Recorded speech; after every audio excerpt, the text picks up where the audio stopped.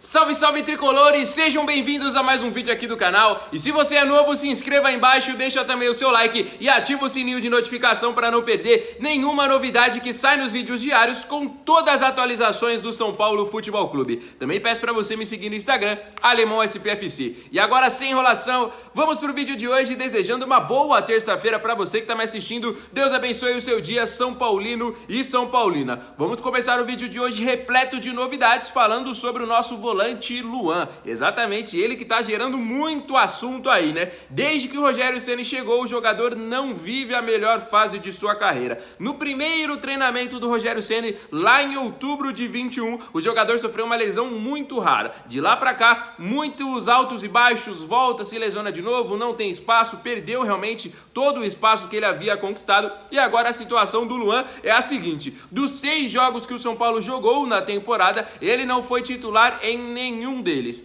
Em 4, ele entrou nos minutos finais, mas chamou a atenção neste último jogo contra o Santo André, que São Paulo jogou com uma equipe alternativa, vamos dizer assim, de acordo com desfalques, jogadores poupados e tudo mais, e o Luan sequer entrou em campo, né? Então, vive-se essa expectativa. O que será que vai acontecer com o Luan? Vamos falar disso agora, né? O Luan tem contrato até dezembro de 2023, ou seja, o contrato dele está se encerrando. Tem apenas 23 anos de idade. E no meio do ano, ele já pode assinar um pré-contrato com qualquer outra equipe. Até o momento, não há conversas adiantadas para uma renovação. Será que nós vamos perder outro jogador de Cotia de graça para alguma outra equipe? Será que vai acontecer com ele o que aconteceu com o Igor Gomes, que foi surgido aí nas nossas categorias de base, teve seus momentos muito bons, obviamente altos e baixos como todo jogador, mas a gente sempre viveu uma expectativa de que ele pudesse ser vendido para a Europa. Aconteceu que o Igor Gomes saiu de graça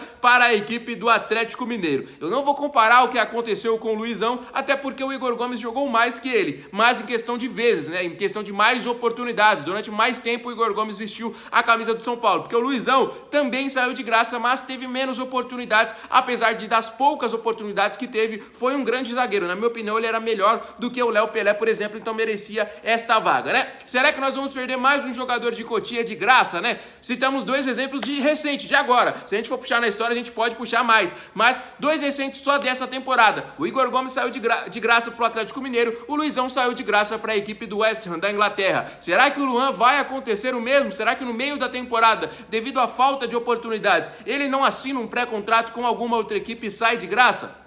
Vamos aguardar. O Luan é outro jogador que a gente sempre viveu a expectativa de vender para a Europa. Já tiveram muitas sondagens aí, principalmente do Porto. O Porto foi uma equipe que sempre se interessou no futebol dele. Será que agora os caras veem dessa possibilidade aí de contratá-lo de graça? Será que eles não vão para cima? Será que eles não vão com tudo aí para fechar a contratação do Luan? Ou alguma outra equipe aqui do Brasil? Se for para perder para uma equipe do Brasil, que faça igual o Palmeiras fez com o Botafogo, por exemplo. O Patrick de Paula era uma grande revelação, não vingou ao que era esperado, vendeu e vendeu bem pro Botafogo, né? Não perdeu o Igor Gomes de graça pro Atlético Mineiro, não perdeu o Luizão de graça pro West Ham e até, quem sabe, a possibilidade de perder o Luan de graça no meio da temporada para qualquer outra equipe que seja. Deixa aí nos comentários a sua opinião. Vamos falar de um assunto agora que eu considero muito importante, mas obviamente tem um lado positivo, tem um lado negativo, tem sempre os prós e contras, e eu vou dar minha opinião, mas eu quero saber a sua opinião, tá bom? Também, tá bom? Então, vamos lá. Vocês viram aí que no final de semana o Palmeiras jogou o clássico contra o Santos no Morumbi, né? Então,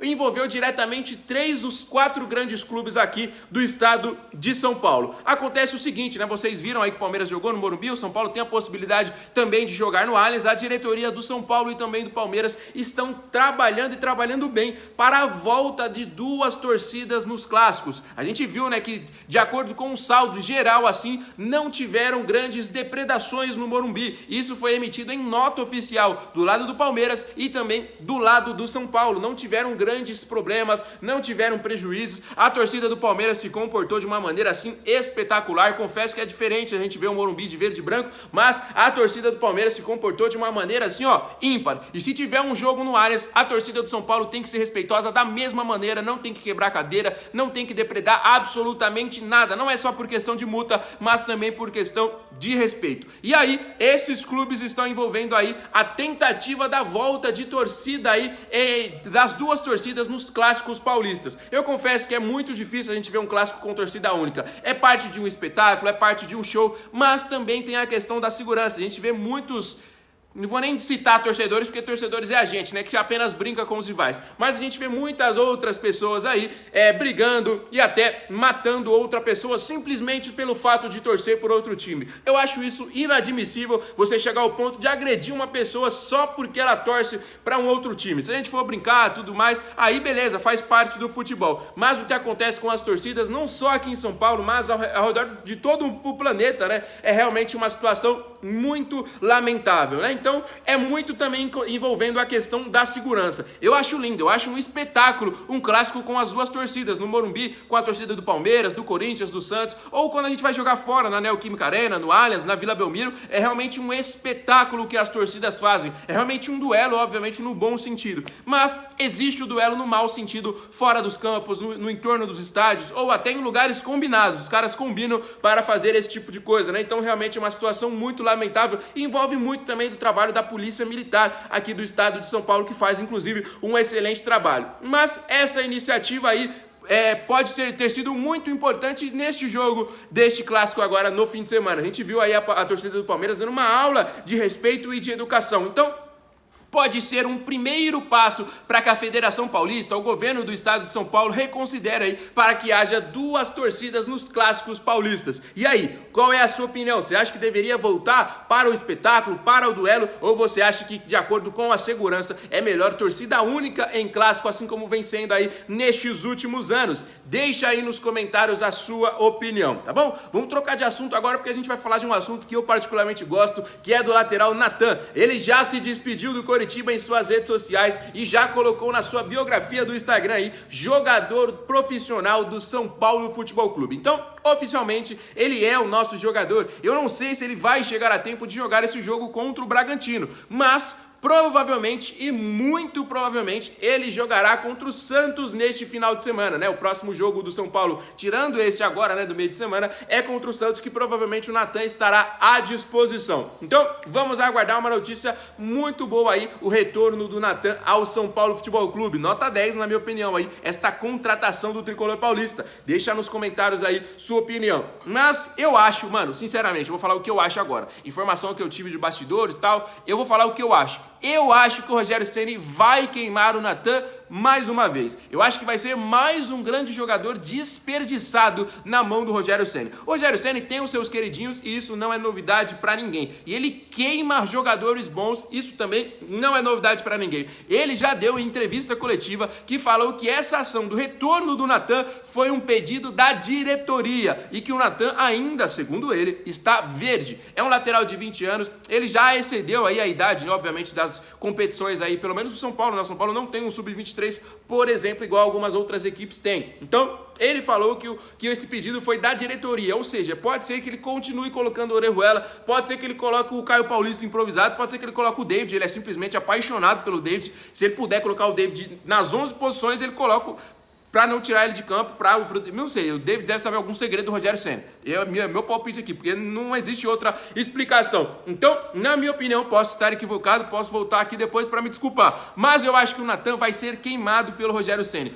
O Orejuela fez uma partida ok no final de semana, não foi uma partida excelente, não foi uma partida boa, tal. Ele fez uma partida ok, teve parte da torcida que elogiou e o Rogério Ceni, ao que tudo indica, vai continuar com essa coisa ruim aí, tomando vaga de outro estrangeiro, como por exemplo o Neves e o Galopo. Então eu acho que é uma situação pra gente prestar atenção, tá bom? Próximo assunto agora, vamos falar sobre o zagueiro Beraldo, né? O Beraldo vem ganhando oportunidade de acordo com uma notícia triste do São Paulo, né? O São Paulo confirmou lesões aí, né? O Ferrarese, o Diego Costa e desta vez o Arboleda, né? O Arboleda, que notícia triste, hein? Na última temporada ele perdeu praticamente metade, né, do ano, né, da reta final ali, não jogou nenhuma partida com o São Paulo, sofreu uma lesão muito séria, passou por cirurgia.